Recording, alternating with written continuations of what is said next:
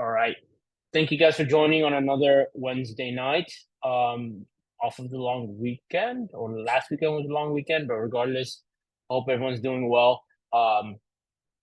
Today's just me for now. Kevin will try to join later, but we're here with the Multifamily Freedom Chasers, Deal Sourcing, and Underwriting. Like I mentioned, my name is Edward. I'm based out of the lovely and chaotic Los Angeles, California. Born and raised here. Gone to real estate 5-6 years ago. Everything from property management to managing my own brokerage to doing commercial, doing transactional real estate stuff here, buying stuff here in LA, which makes everywhere else seem not as bad when you think about it. So everyone says my backyard is impossible to invest in. I disagree with that because I do it in my backyard, and my backyard is at least popular, to be fair. You have to pick your poison. This is one of the bottom of the list. So, I think you're always able to invest where you want to, but sometimes you end up investing places you never thought you would, or you weren't looking, and sometimes the deal finds you. And I can get into that story a little bit later. But please, guys, be involved. Check out our stuff as well on YouTube. That's where all the videos are posted. And then be involved with our community. And I'll show you guys where in a little bit. This is the social media for everyone in the team and all the leadership. You'll be able to reach out to us, contact us, discuss, and all the fun stuff. We're very involved in that sense. Speaking of being involved, check us out Mondays and Wednesdays, alternating that based on what topic. But today we're deal sourcing and underwriting, but we also have the activation Zoom, asset management, and then financing, which are all great and amazing topics. And as I mentioned, the best place to find us, Instagram, WhatsApp, Facebook, YouTube, Spotify, and check out this WhatsApp group chat when you get a chance. It's a great way to connect with the people in the community. To the story that I was mentioning earlier, the 120 unit deal that you guys probably heard me mention a lot throughout these videos. We found and built a team with people starting. The seed was planted here, basically. I started doing these videos because it was fun, and I like to talk, and I love real estate, and I love connecting with people, and I like seeing people win.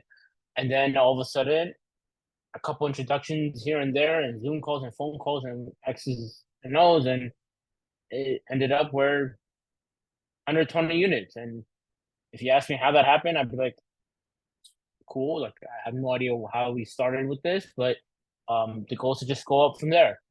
And that's why everyone's in this room. That's why we're watching is to be involved and to scale.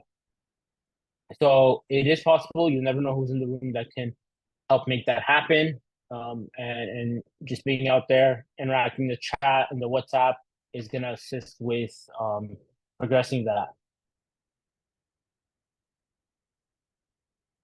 Cool. So we did have one question come up that we're going to discuss, briefly go over, doesn't have so much to do with the underwriting, a little bit with the deal sourcing, but overall it all ties together with general acquisition of real estate, a multifamily especially, is team building and outlook. And essentially what that entails regarding, how I like to say, and you guys have probably heard me say this before, is a seat at the table. Because at the end of the day, no one's doing this alone.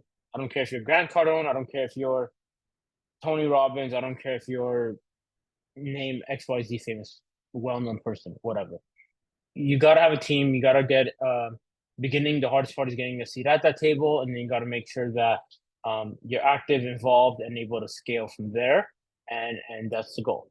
Starting out, it's always like you don't know what you don't know. That's a very common place. And that's where tagging on with people who are doing it, have done it before, and will continue to do it and want to grow and partner and scale and delegate. I think those are very important components of this and being hands-on.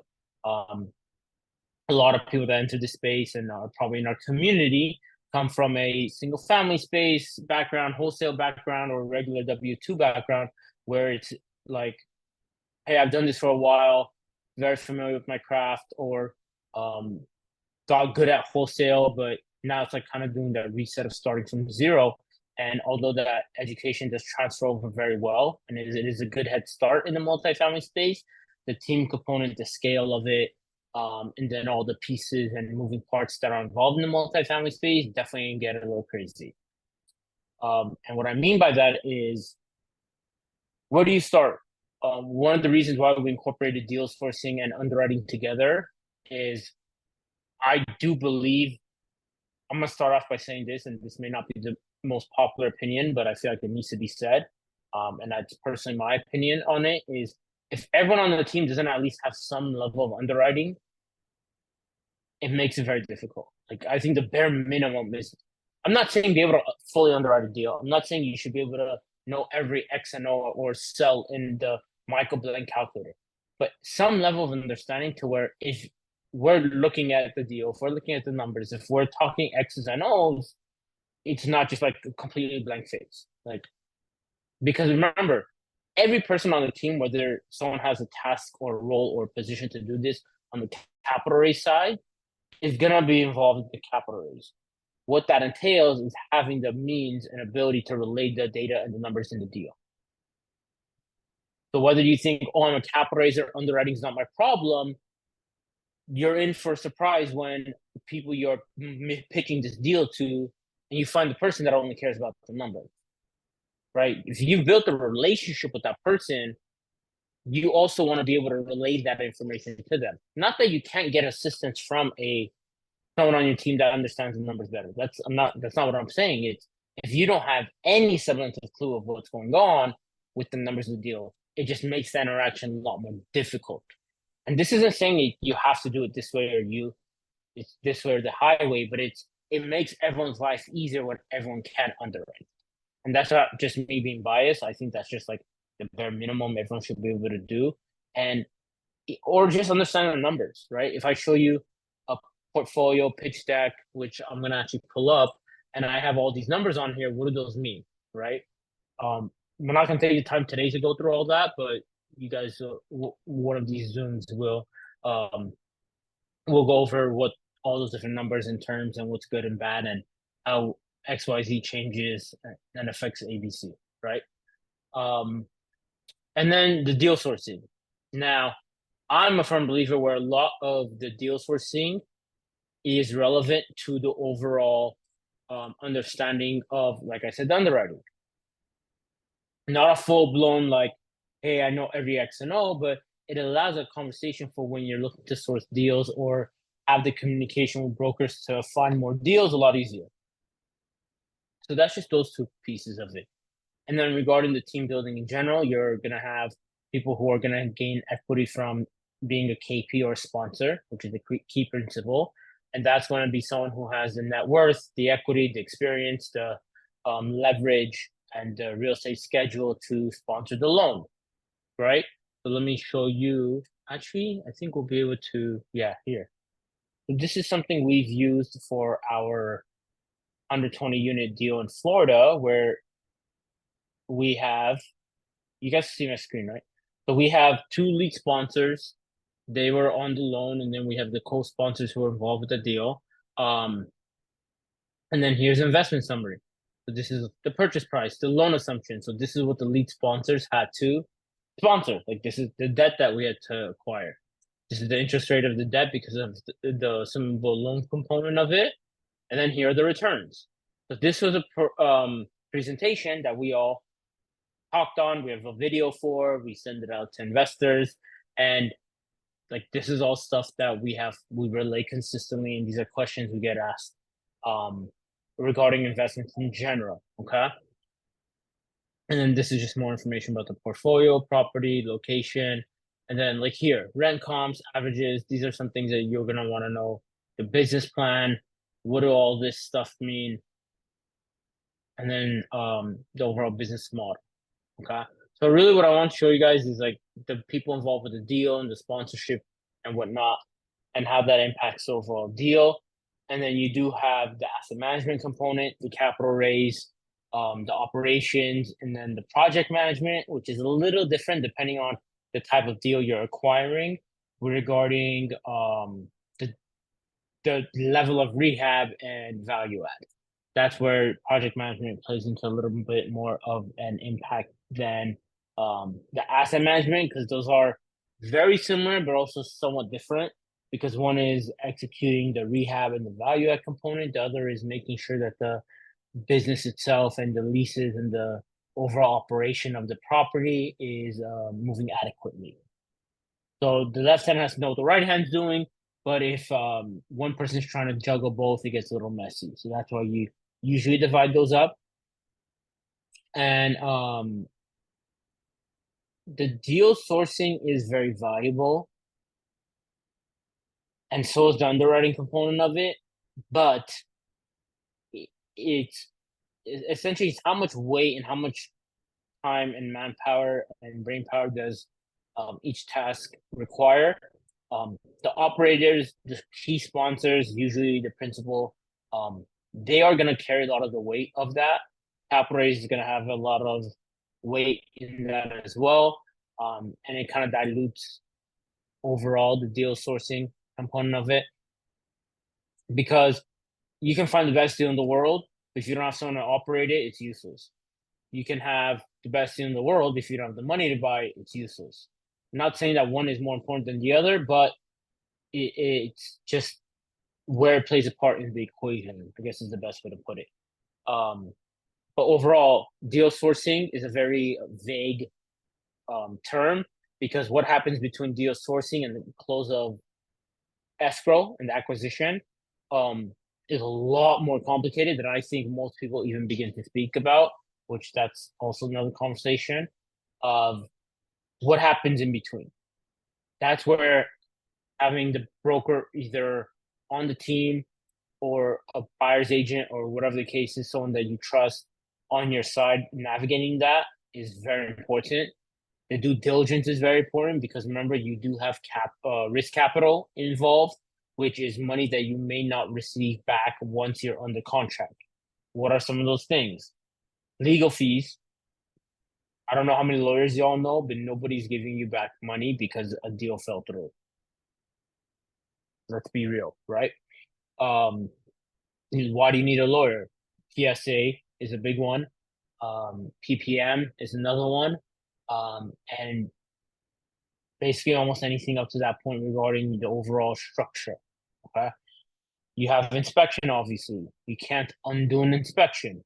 So whatever time, money, effort is spent into that, that's risk capital that you're not going to get back if the deal falls through for whatever reason, whether you back out or drop the ball, either way. And then, of course, you have the deposit, the EMD, earnest money deposit, which at any moment of a deal, depending on the structure, the offer, and the negotiation, can go hard. What the earnest money deposit is X dollar amount, X percentage of the overall deal is deposited within a couple of days of escrow being opened. That money is then at some point, based on the offer and the negotiation and agreement of the PSA, within a certain time frame, is not relinquished to the seller, but the seller has a right to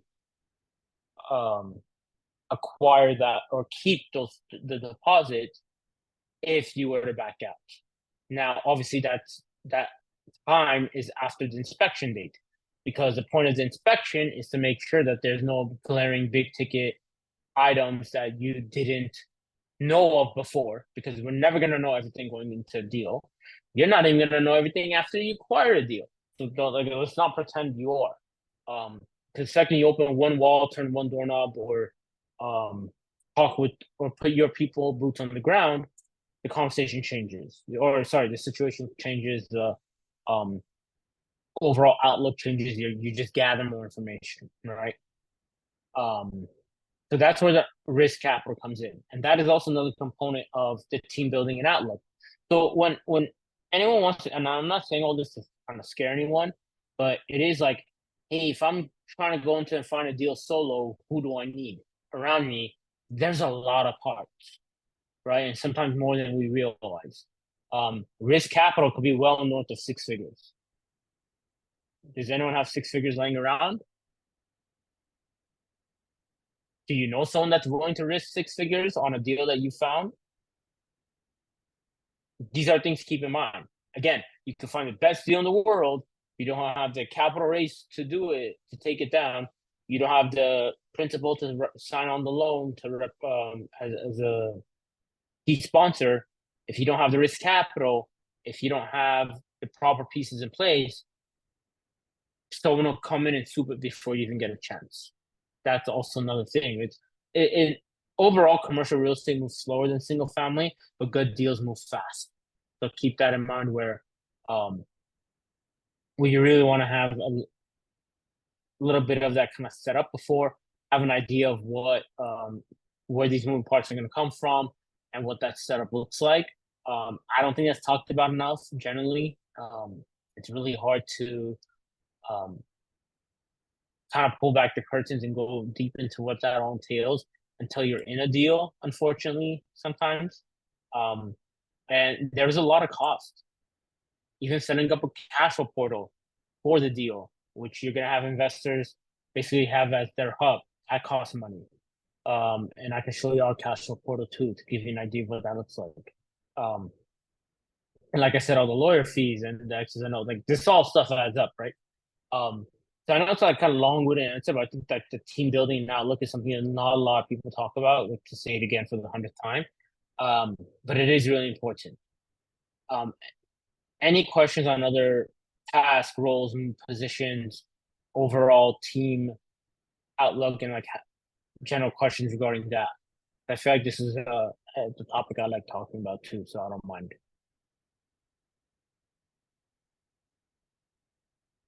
I know Brian, you originally asked the question. Yeah, I'm good. That makes a lot of sense. I guess my question is, if I'm going to source maybe smaller deals to start smaller, what do those usually look like? Let's say I don't need a cash flow, Sure. what maybe a JV, Well, 50. well, okay. We'll define smaller. Let's start there. Yeah, like 5 to 20 unit. Let's say Okay, what price a point? million, yeah, a million. Let's say 500,000 to 2.5 million. Maybe we Half could. mil. Okay. So who's funding the deal? Yeah, I don't. Yeah, that's right. I don't know yet, but right. Is it Somebody. one person or is it 10 people? Well, maybe one syndicator or 10 people in Well, a okay, there you JP go. or LP type So if deal. it's one syndicator, then they have to raise the capital from their network, and now you have a PPM involved. So there's your cost, right? Yeah, yeah. Okay. So now with that, is there going to be a loan attached to it, or are you buying it outright? Good chance there's a loan. Are you signing on the loan? No, no, Okay, so that's another equity position. Are you managing the property? no. Yeah, no. I have a property Okay. manager. Now who's the boots on the ground? That would be me, and So yeah. your boots on the ground, you'd have a property management company, which you have to factor for in the cost, which is fine. That's Mhm. normal depending on the size. 5 units, I'm gonna be honest, I probably wouldn't delegate to property management company. I manage 10 units here in LA, Sure, sure, sure. you know, and that's like back of my mind. That's the least usually, hopefully, that's the least of my worries. Um, so really anything over maybe even 20, like 15, 20, 25, I wouldn't bring the property management company in. Obviously, if you're not local, that's a different story.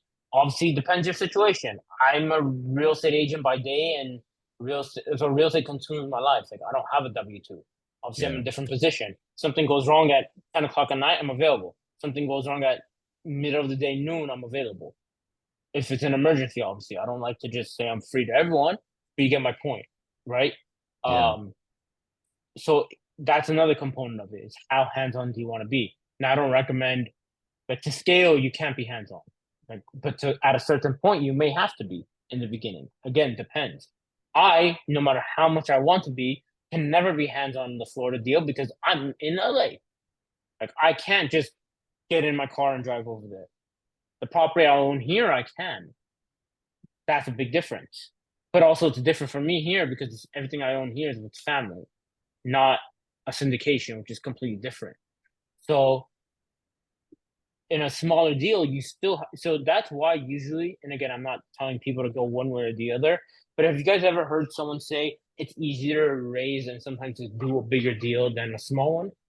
is because you just have so much more capital available to you to fill these positions, right? If you told me, hey, Edward, I have a 5 unit, it costs 750,000, would you do property management for me for 5% equity? Like manage the asset. 5%, seven, not really. Hey, 5% of, actually, let's be fair. If you offer me 10%, what I do? Probably not. If you say, hey, I'm giving you 3 or 5% of 40 units, all right, you pique my interest, right? Because the work is almost the same. If anything, it's easier because at 40, 50, 60, 70 units, I have the funds and it makes sense for me to hire a property management company. If I have 5 units, like unless I have a portfolio where I have 5 here, 5 here, 5 here, 5 here, 10 here, whatever the case is, sure, property management handle all of it, perfect. But if I have one, even 50 unit, having an on-site manager makes sense. Having a guy on salary to do maintenance makes sense. Having a leasing person on site makes sense because you have the funds available, right?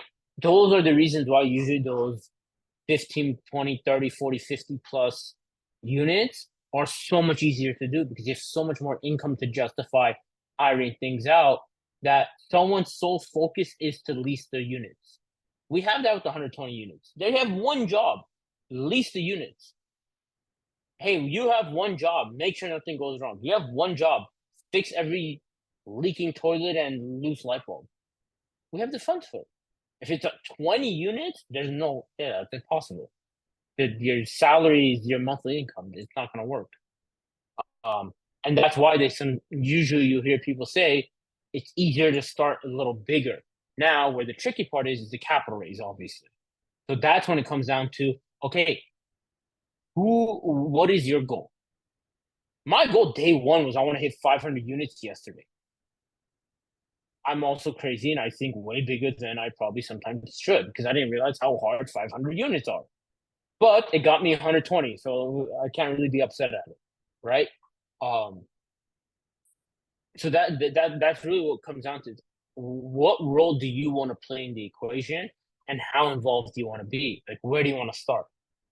I was like, let's go with the biggest. One of the first deals I underwrote and presented were 970 units. I'd never seen so many zeros in my life. I was like, well, I do not know what I'm doing here, but we'll figure it out. Because I thought it was possible. I was like, yeah, this makes sense. Um, so that's a big thing with this, and that's why multifamily is really kind of difficult to start with. It's like, where do I want to start? If you want to start in your backyard, I suggest that I start in my backyard. And I live in LA, where one tenant, which happened, wiped out my entire year, like completely. I was like, oh, this sucks. Hey, you move on and you figure it out, right? So, where are you based again? I'm in Southwest Michigan. Okay, cool. Yeah, it's So, decent. It's Midwest. my friend went to Wayne. Is it Wayne Medical School? Yeah, in Detroit, and by Detroit. Detroit. So yeah, I Yeah, visited him once. Yeah, my where geniuses decided to go in December. That was not the brightest idea in the world, but yeah, we survived, I guess. Um, so yeah, I've looked at deals out there actually as well. It was tricky for me because one, I don't like cold weather, and two, I just didn't know much about the area, and that's what it boils down to. yeah, Um, com being comfortable with the area and knowing the ins and outs. So if like let's say you were to find a deal there, do you know other people that own property out there? Do you know other people that would want to invest in something like that with you there? And that's kind of where me being so open to like location was kind of a helpful factor in this. Like if you told me, hey, pick one state or one city, you're gonna have I didn't know the city of the 120 unit until the deal was brought to me. I had no idea where it was. Mind you, I'm somewhat oblivious to a lot of things outside of LA, having been only like born and raised here. I was like, what? Where? Who? What? Like I don't know. I've never heard of the city in my life. Um, but the right people bring me the right deal, and build a trustworthy team, does it really matter? No, I don't care. I'm down. It makes sense. The numbers make sense. Let's make it happen, right? Um, so that's why it's one thing I would say in the beginning is know the role you want to play, know what that role may be worth. That's sometimes a little tricky, and then know people who fill those positions and roles that you can't. I can't sponsor a $10 million loan today. No chance. And there's nothing I can do in the short term enough, like if I find that deal again tomorrow, that can change that. Okay. So if you told me, hey, I found this deal, if I find this deal tomorrow and I need to get a $3 million loan, can I do it? No, then find someone that can today and don't wait to find a deal. Because the second you put an offer in, things move very quick. Hey, we need a PSA. PSA is paid for. PSA signed and agreed on. Great. Where's your deposit? Like last week, you had submitted an offer. Now you need a six-figure deposit. Where's that coming from? So unless you're prepared for that or know the person who has that, you might be chasing a deal that is not even possible to act on. That's another it's not scary, but it's like deflating, right? You may find the best deal in the world, underwritten, did all offered it, negotiated, did everything right. And then the lawyer's like, hey, I need X dollar amount for this. I need the deposit for this. Like that would deflate somebody. That would have pissed me off if it didn't work out with 120 a year. You know what I mean? So it's like you don't want to put yourself in that position either. And that's why I think communities like this are so valuable. Is putting the Rock Clay phone like you just come back from. The objective of those is less of the information that they tell you, but more of the people you meet there. Like that Tennessee, Nashville thing I went to. I remember a little bit what they said. Like the first winner of what's that TV show? Apprentice, Donald Trump show. Okay. He was a speaker there. And No. another actress on another movie TV show. I should remember her name, but I don't. He was a speaker there. I don't remember anything they said. I remember they were there. I remember more the people I met and the stuff they're working on and what they do and where they're located and what their strengths are than what the speaker said. Funny enough, I can watch the speakers replay on the video they recorded. So Yeah. even if I don't remember, it doesn't matter because I can go back and watch it. But I can't go back and meet all and gather those people in the same room again and have that proximity and go out with them after the event and have fun memories that we can share and tell the stories of, right? Yeah. That's the big part about it, where those type of events is okay. I'm going to this event with the objective of finding someone who may have EMD money or someone who may have EMD and a key principal, and sometimes that's the same person. Great, you checked off two boxes. Honestly, the first question would be, where do you invest, and where do you want to own, and then find people who like the same market, because you can have a guy that can sign on $1 billion loan. But if he never touch your backyard, what good is it? 90% of 99% of people don't want to invest in LA. So I don't even bring it up. I'm like, hey, but I got Florida, we got Georgia, I got the Carolina, I got stuff out east. Let me know what you want. But I live in LA, if you're curious. So I've met many potential partners and investors in. That's amazing. Yeah, it was great. Yep, I've done it even just through talking to neighbors and things.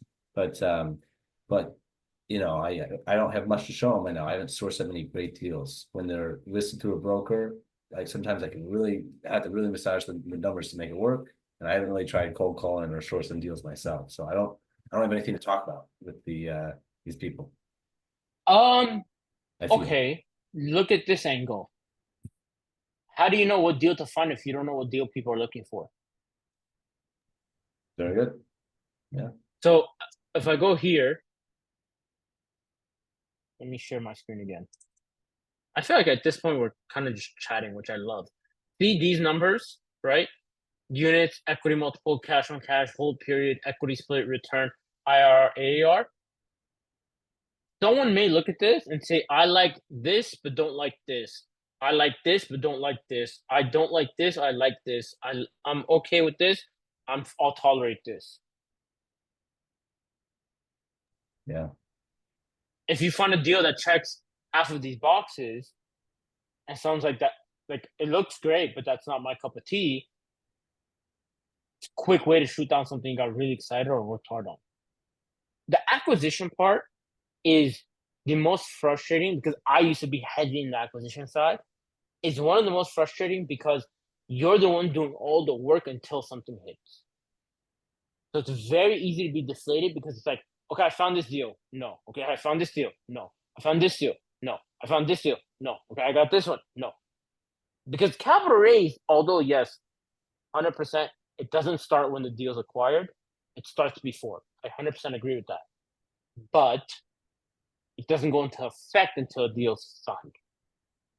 You can raise $1 billion, but if you have no deal to invest it into, it's useless. And you can have $1 billion, or you can have the best deal in the world, but without the money ready, it's also useless, right? But the acquisition when is also starting off, and I guess this is just like a barrier that I had to get through. That was really difficult for me in the beginning, and like I'm gonna open up about how my thought process was when I first started.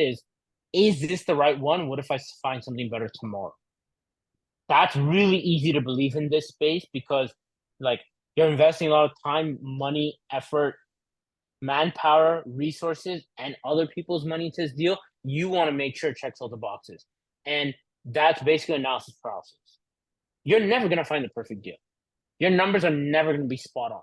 Your capex and rehab budget is never going to be where you hope it is. Majority of time, it's going to be significantly less. Your projections, as conservative as they are, conservative as they are, may not be always 100% accurate. That's not the point, though.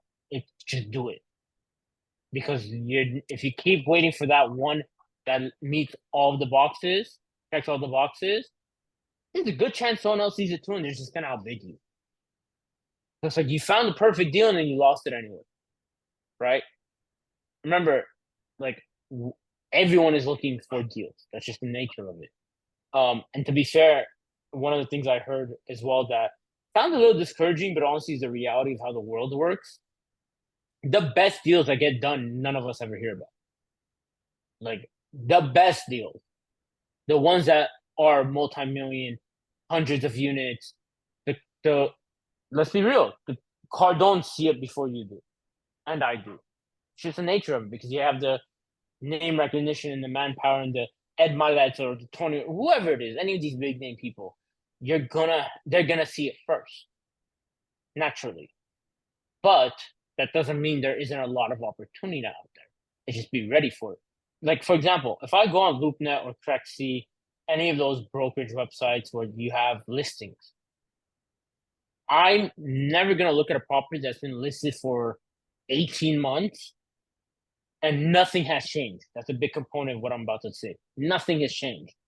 And I expect to see something different than the last 18 months and hundreds, thousands of people, not hundreds of thousands, but hundreds or thousands of people that have clicked that same link and downloaded the same OM and the same revenue. I'm going to see something different. I might ask a different question randomly, and that day or that week, the seller something happened and now they're open to something different. That's a possibility where timing just played on your side. But if the numbers are what they are and the price is what it is, it hasn't sold for a reason.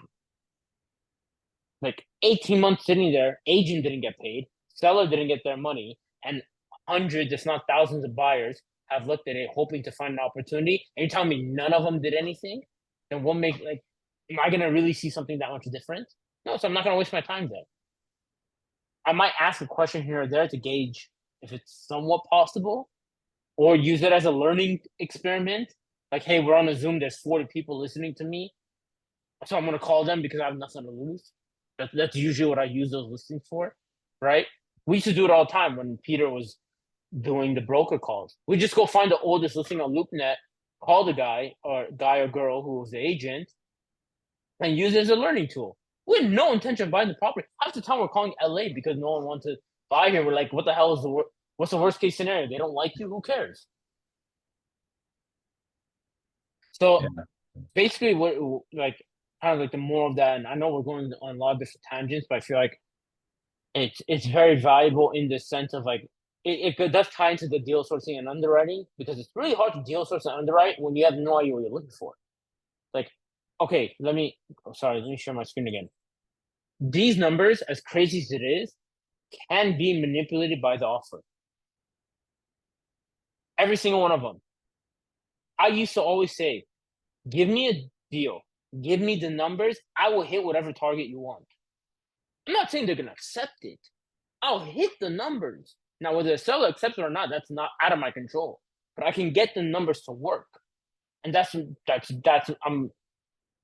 It's like, hey, you give me the tools, now go build something with it. All right, let's see what we can do. And I'll think of the creative, crazy, funky ideas. This didn't happen by accident. Before I even opened escrow, I had 2.25 million almost raised. Actually, this number went up to 2.25 million.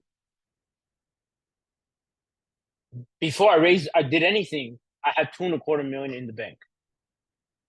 That wasn't by accident. Hey, here's an opportunity. Ask the question. I don't know how many people that offered on this property asked that same question, or how many other people would have. That's why it's really important to know what is my goal. To just deal source to deal source, sure, it helps experience wise, but what are you moving the needle forward?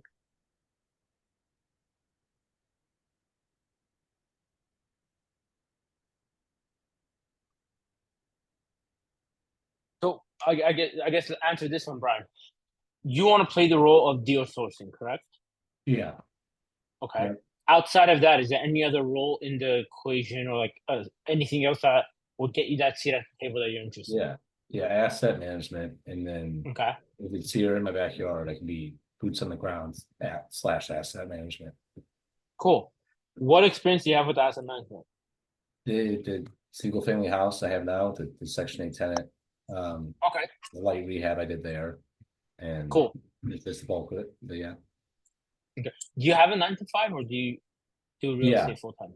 Yeah, Okay. I have a W-2. It's fairly flexible. I mean, I gotta work the 8 hours, but I can start earlier, I can go later, I can break it up. Cool.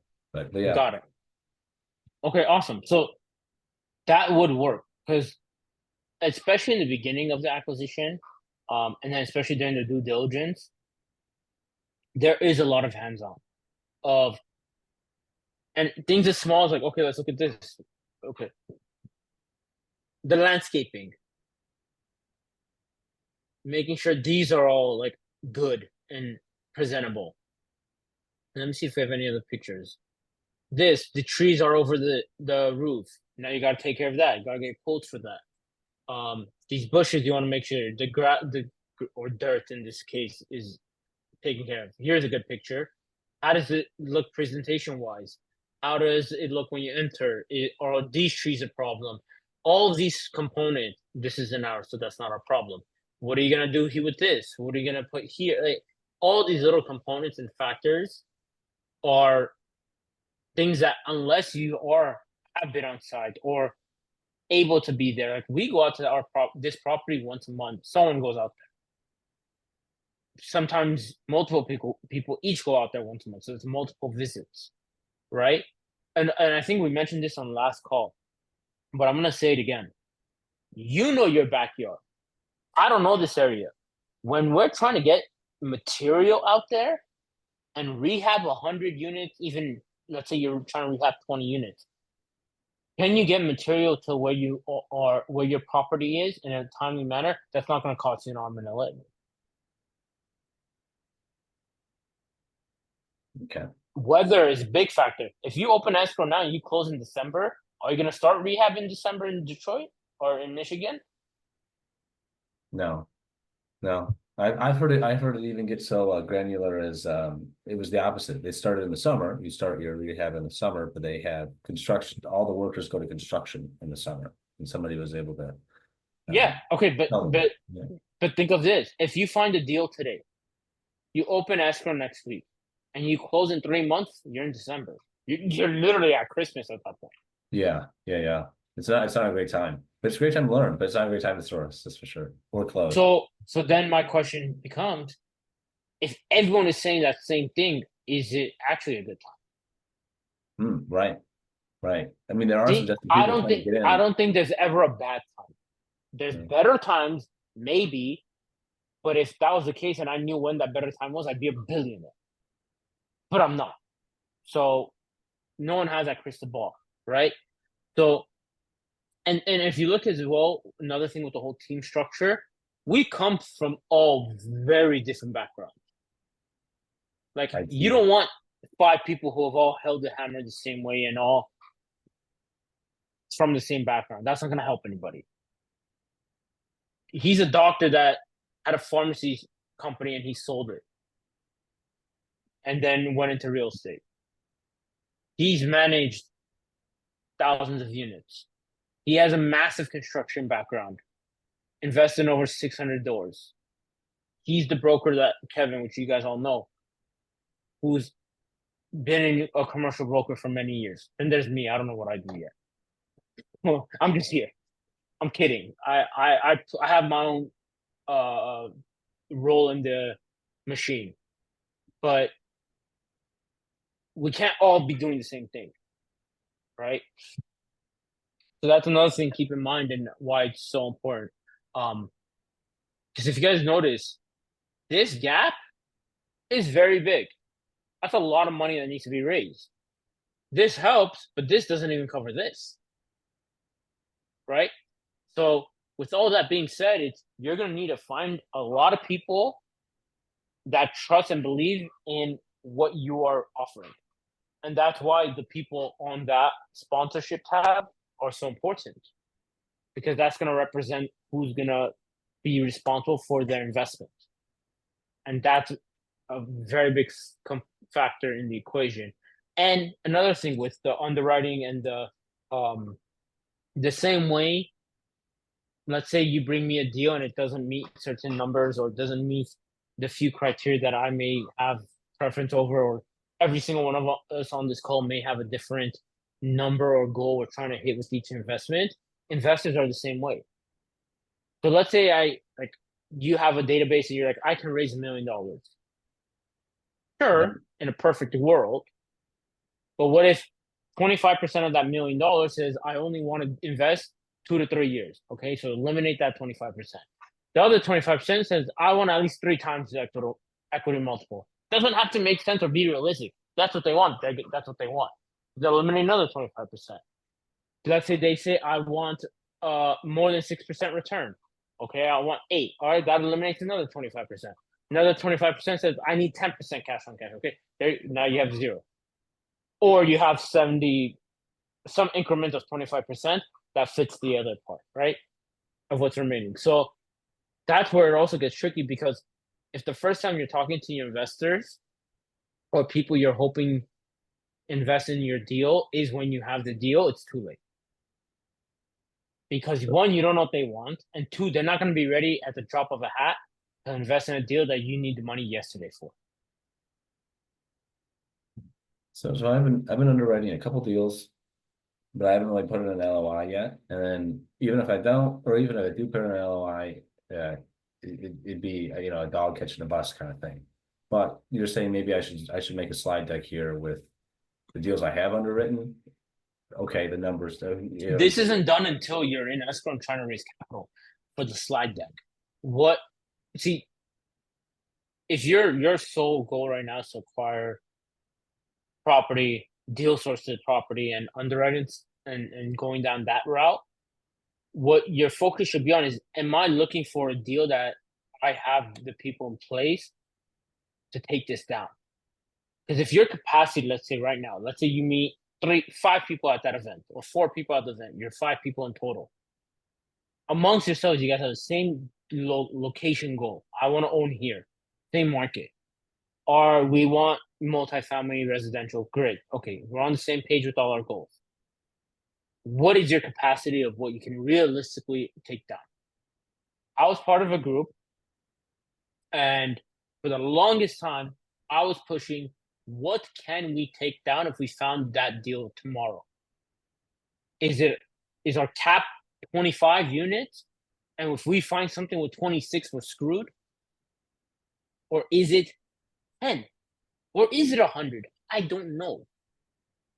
But if you don't know that number, you may be chasing deals that you can't even take down. And I'm not saying that that makes it impossible. It's just now it's okay. Now when you find someone that can, now again, dog chasing the bus kind of thing. Because you may have found a great deal, but if you're not ready for it, someone's just gonna be faster.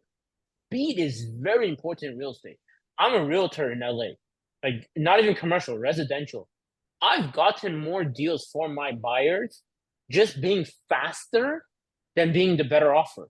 I mean, every time we weren't the better offer, we were just faster. And I've saved my clients thousands of dollars and got them the house that they want to live in. Like that's all emotion. And I was able to lock that up because I was faster. What happens when it's money focused and motivated, where people will kill each other for it? Speed is huge.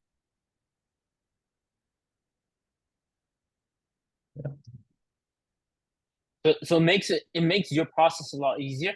And let's say, like we've done this a couple times too, where let's say I go here. I'm gonna share my screen again. Let me pull up the website. But let's say we do this. Wow, that was dumb on my part. Sorry. One sec. Why am I having so much trouble doing this? Rexy. There we go. Okay. So if I go share screen, do this. So I'm on Crexy, right? If I go here and I find a broker, I'm gonna use Los Angeles just for argument's sake, and I'm gonna recognize a few of the names, which makes it easier. So if I go Los Angeles, okay, I've done a deal with this guy. I actually purchased units from him myself.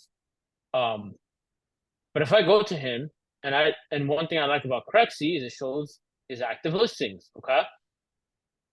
And if I see he has 48 heat unit here, this is opportunity development, shovel ready. This guy has a lot of development, okay? And let's say they're all in a similar price range. If I don't know what I'm looking for, how can I call this agent and say this is what I'm looking for? Keep me in mind when you find this. Yeah. Hey, keep me in mind for everything. You're gonna get nothing. If I'm an agent and you tell me, hey, send me all your multifamily deals, I'm not gonna remember you because everyone's gonna say, send me your best deal. But the person that tells me and calls me and says, hey, send me everything 10 to 15 units within this price point with a value add opportunity in this area. The second I see something there, I'm gonna think of you because you're so specific and you know what you want. And you're gonna make me believe that you could close on it if I did find it. If you say bring me anything, I'm like, are you serious? Or are you just trying to find something? Like I have some buyers that say, I'm like, what are you looking for? A fixer. Okay, where? In X vicinity. One, that's a lot of houses. Two, like, where do I begin? Like, if I could find you something, where do I begin that you haven't seen already? Right? It's like I have to send you everything. I'm not gonna remember you a lot of the time because I have someone who just said I only want this area, and I'm like, okay, I finally found something in that area for them. Let me pitch it to them first. Because, for example, LA is big. Like your submarket is big. Florida is big, right? If you say, hey, I want South Florida, that's a big space, right? Or Sunbelt, that's a big space. And I'm not saying don't be open to stuff, but when you're talking to brokers, have an intention of like, this is what I want, or this is where I'm looking. Because it's very easy to just say, like, if you're general, you're just gonna fit in with everyone else, and then you're not gonna get much. And one thing I like about Crexy too, this is 133 pages worth of agents. There's a lot of people you can practice on if you want to just practice with Los Angeles realtors, or call your backyard, call the market you're looking in. If this person doesn't like you, try this person. If that person likes you, great, move on to this person. Just there's an abundance of agents that you can reach out to that will be able to help you find a deal. Same way in the wholesaling space, same way in whatever real estate, even realtors, same idea. Your goal is to just find the people who will get you to your goal. And hey, it's not even as ridiculous to say of this person's in this market or this person's an agent. Hey, do you know anyone that does XYZ? I can bring this. Like some agents, especially in the commercial space, may have buyers that say, hey, I have money, I want to park it somewhere. I don't have the time. You never know who will have the connection you need. Yeah. Keep that in mind too. Or what if you say, hey, if I can bring the capital for this, do you have an operator? Or do you have someone that can sign on the loan? We'll give them equity. You just solved your biggest problem of who signs on the loan. And all you have to do is ask the person who's going to find you the deal anyway. And you don't have to pay them more because they're happy they got a deal closed. They got paid anyway. Here's a trick. Agents work for free until a deal closes. Use their resources and time. Trust me, I've had my time wasted by a lot of people. But it's part of the business. Because when they eventually do something and I get that check, all right, those weekends driving around and looking at properties wasn't so bad. Thanks for your time. Thank you for Yeah, it is like we're playing Monopoly. It's just imagine you didn't have the money saved up before you got to the property. You have to figure it out. Like it's really what it is. It's like a sign. I'm a big sports fan, as I mentioned. Any sport, I don't care what it is. It's all simple. The sport is simple. We make it complicated. The act of like basketball is simple. Get the ball in the damn hoop. Soccer simple. Score. Like kick the ball in the back of the net. People get in the way, makes it a little complicated, but we make it difficult. The concept's easy. Pass, move, pass, move. That's it. Game's easy. So this is a very simple game. It's just hard when we try to do everything ourselves. And that's also difficult too, because in this space, like coming from like a single family background or coming from some people work W-2s where it's like I do my work and it's not really reliant on other people. It's hard because also you don't know what falls into a deal until you go through it. A lot of people have never gone into escrow or have only gone into escrow for the house they live in, if that, and maybe a couple other properties. We're in escrow for 10 months. I haven't waited that long for anything. Like, that's crazy. A kid was born before we closed on this deal. Jeez. Like, that's ridiculous when I think about it.